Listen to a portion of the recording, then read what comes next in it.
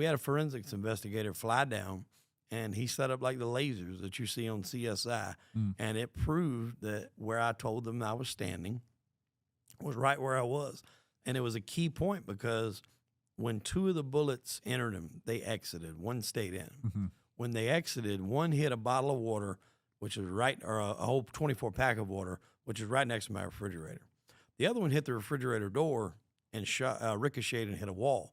I never covered none of that up. I never covered the hole up on the wall. The dent in the refrigerator stayed there. I had a feeling somewhere down the line all that was going to be really important to this case. And when this thing wrapped up, when it finally ended, my lawyer told me the solicitor had changed 2 or 3 times.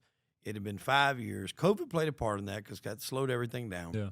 But he said, you know, I got a plan to get this done. He's like, but it's a risk. He said, your case is so strong. He said, we can tell them everything we got. And he said, I think they'll dismiss it. He said, but if they decide they want to fight it, or if they, decide they want to go anyway and just test their luck or try their hand, they know everything we got. And I was like, you know what? I'm a gambling man. Let's do it. Wow. And we did it. So we brought the head solicitor and his number 2 and another investigator or person from the police. I don't really know who they were. And they actually came to my house, and we stood in my kitchen and we laid everything out. And I told him, I said, they keep trying to say that we were farther apart. That was their whole narrative, is that he was way over here and I was way over here. I said, look, these bullets had a chance to travel and be apart. I said, if he was further back, I said, not only when he fell down, he would have been laying up against the refrigerator, because he was a pretty tall cat, about 6'2". I was like, he would have been laying up there, not in the floor.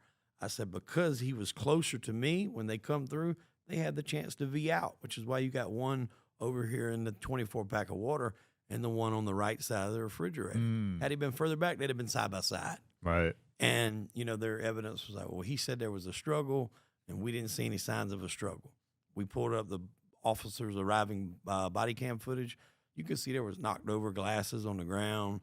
There was knocked over glasses on the counter where when he, first hit me, I knocked onto the counter.